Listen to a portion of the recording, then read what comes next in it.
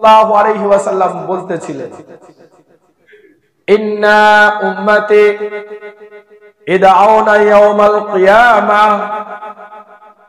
বিশ্বনবী মুহাম্মদুর রাসূলুল্লাহ সাল্লাল্লাহু আলাইহি ওয়াসাল্লাম তিনি বলতেছিলেন, নিশ্চয় আমার উম্মতকে কিয়ামতের দিন, কিয়ামতের রোজ এমত অবস্থায় আল্লাহ সুবহানাহু ওয়া তাআলা ডাক দিবেন, গুররান মুহাজ্জিলিনা মিন আসারিল উজু,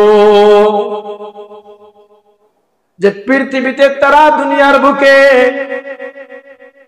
সুন্দর করে উজু করেছে, আর এই উজু করার কারণে তাদের হাত পা গুররান মুহাজ্জিলিনা মিন আসারিল উজু, হাত এবং পা অঙ্গ প্রত্যঙ্গ গুলো যেগুলো উজুর পানি দিয়ে তার অঙ্গ প্রত্যঙ্গ গুলো ধৌত করেছে, ধুয়েছে, আমার উম্মতের সেই অঙ্গ প্রত্যঙ্গ গুলো কাল কিয়ামতের দিন যখন আল্লাহ সুবহানাহু ওয়া তাআলা আমার উম্মতকে ডাকবেন, ইয়া উম্মতি ইয়া মুহাম্মাদের উম্মতি, হে মুহাম্মাদের উম্মতেরা তোমরা এসো এসো, সেই সময় আমার উম্মতকে আল্লাহ রাব্বুল আলামিন সম্মান দিবেন, কারণ গুররান মুহাজ্জিলিনা মিন আসারিল উজু ডাকার সঙ্গে সঙ্গে কিয়ামতের মাঠে পুরো কিয়ামতের মাঠ কালো ঝুকঝুকে হয়ে যেতে পারে, কিংবা দিনের আলোর মতন প্রস্ফুটিত হতে পারে, কিন্তু প্রত্যেক ব্যক্তির হাত পা অঙ্গ প্রত্যঙ্গ গুলো জ্বলবে না, কিন্তু মুহাম্মদুর রাসূলুল্লাহ সাল্লাল্লাহু আলাইহি ওয়াসাল্লাম এর উম্মত যারা হবে তাদের হাত পা অঙ্গ প্রত্যঙ্গ গুলো ঝকঝক ঝকঝক করে চমকাবে। গুররান মুহাজ্জিলিনা মিন আসারিল উজু ইন্না ইদআউনা ইয়াওমাল কিয়ামাহ। যখন আমার রব, আমার স্রষ্টা, আমার আল্লাহ আমার উম্মতকে ডাকবেন, আমার উম্মতের হাত পা মুখমণ্ডল উজ্জ্বল প্রকাশ পাবে। সম্মান কিভাবে পাবেন বুঝতে পারছেন? আমি কোন প্রোগ্রামে গেলাম, প্রোগ্রামকে যদি আমি ভালোবাসি, যারা প্রোগ্রাম করেছে তাদেরকে যদি ভালোবাসি, তাহলে তারা আমাকে ভালোবেসে হয় ব্যাচ দিবে, আমাকে ভালোবেসে তাদের অন্তরের আন্তরিকতা থেকে রান্না করা জিনিসগুলো খেতে দেবে, ভালো মন্দ দিবে।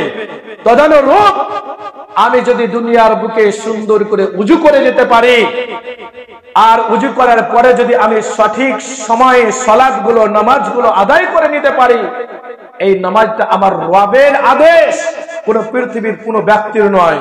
যিনি আমাকে সৃষ্টি করেছেন, যিনি আমাকে খেতে দেন, যিনি আমাকে আমার মায়ের গর্ভে 10 মাস 10 দিন রাখলেন, এরপরেও খেতে দিলেন, তিনি রব, তিনি আমার পালনকর্তা, তিনি ছাড়া আর কেউ পারে না।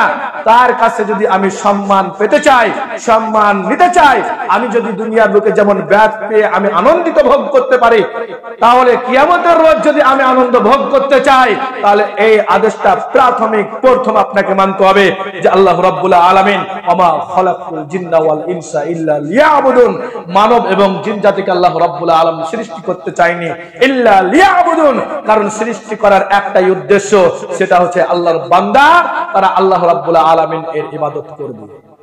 ইল্লা লিয়াবুদুন, রব বলে আমার বান্দা আমার ইবাদত করবে, এই জন্যই আমি আমার বান্দাদেরকে সৃষ্টি করেছি।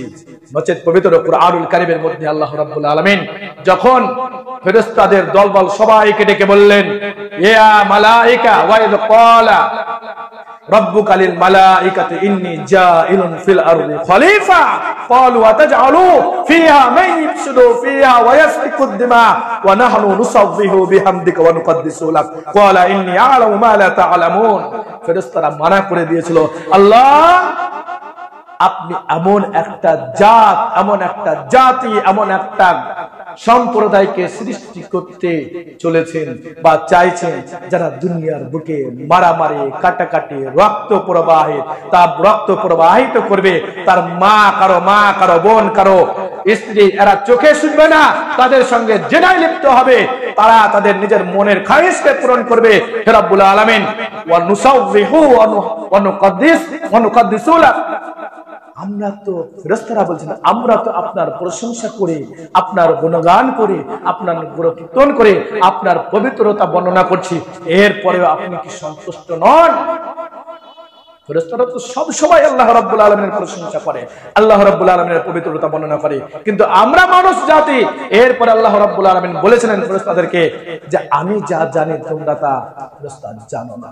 আমি আদম সন্তানকে এই জন্য বা আদমকে সৃষ্টি করতে চাইছি এই জন্যই যে ইল্লা লিয়াবুদুন, তারা দুনিয়ার বুকে আমার ইবাদত করবে, আমার গুণগান করবে, আমি এতই সন্তুষ্ট।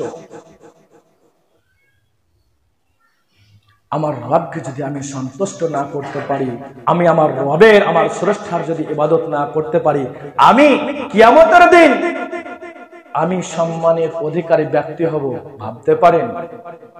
আপনার জন্য আল্লাহ রাব্বুল আলামিন এই জন্যই বলছেন, বান্দা আমি তোমাকে সৃষ্টিকুলের সেরা করে সৃষ্টি করেছি, আবার কমজোরের ঘরের কমজোর করে সৃষ্টি করেছি, আবার আমি তোমাকে সৃষ্টি করেছি চতুষ্পদ জন্তু থেকে নিকৃষ্ট করে। এই জন্যই আল্লাহ রাব্বুল আলামিন, এই জন্যই আল্লাহ রাব্বুল আলামিন মানব জাতিকে সৃষ্টি করার আগে ওয়ালাকাদ জারা'না লিজাহান্নামা কাসীরাম মিনাল জিন্নি ওয়াল ইনস শব্দটাকে আল্লাহ রাব্বুল আলামিন লৌহে মাহফুজে আগে লিখে দিলেন, কলমকে আদেশ করলেন, কলম লেখো। পবিত্র কুরআনুল কারীমের যে ভাষাটা এসেছে এই ভাষাটা আগে লৌহে মাহফুজে ছিল, যে ওয়ালাকাদ জারা'না লিজাহান্নামা কাসীরাম মিনাল জিন্নি ওয়াল ইনস, আমি জাহান্নামকে সৃষ্টি করেছি, জাহান্নামকে তৈরি করেছি অনেক সংখ্যক মানুষ এবং অনেক সংখ্যক জিনের জন্য। কেন? তাদের অন্তর থাকবে, তাদের কান থাকবে, তাদের চোখ থাকবে, কান থাকা সত্ত্বে যারা শুনবে না, চোখ থাকা সত্ত্বে যারা দেখবে না, অন্তর থাকা সত্ত্বে যারা অনুভব করবে না, তাদের জন্য আমি জাহান্নামকে সৃষ্টি করেছি। আল্লাহ রাব্বুল আলামিন ভয় দেখাচ্ছে। কেমন? আল্লাহ রাব্বুল আলামিন আবার পবিত্র কুরআনুল কারীমের মধ্যে সূরা বাকারায় বলছেন, ওয়াত্তাকু ইয়াওমান লা তাজজি নাফসুন আন নাফসিন শাইআ, হে আদম সন্তানেরা তোমরা ভয় করো সেই দিনকে, যেই দিন কোন ব্যক্তি কোন ব্যক্তির কোন রকমের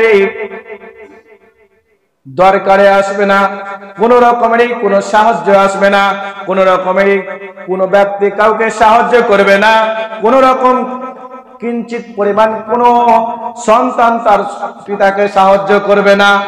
সেই দিনের প্রতি তোমরা প্রত্যেকেই ভয় করো। ইয়াওমান লা তাজজি নাফসুন আন নাফসিন শাইআ, কিঞ্চিত পরিমাণ হয়তো বাপ পড়ে যাবে সেই দিন মহাবিপদে, সন্তান দেখবে সন্তান কোন রকমের সাহায্য করবে না, মা পড়ে যাবে সেই দিন মহাবিপদে। আমরা মনে করি দুনিয়ার বুকের যে বিপদ আপদ এটাই নাকি বড় বিপদ আপদ, এটা কোন রকমের বিপদ আপদ নয়, এটা তো কিঞ্চিত পরিমাণ। আপনি দুনিয়ার বুকে থাকতে এসেছেন, থাকবেন তো অনন্ত জীবন জান্নাত আর জাহান্নামে। কতক্ষণ সেই জায়গায় যারা চলে গিয়েছে আদম থেকে নিয়ে দেখেন, আর ফিরে এসেছে? কেউ আসেনি। যদি দেখেন এখন ওদের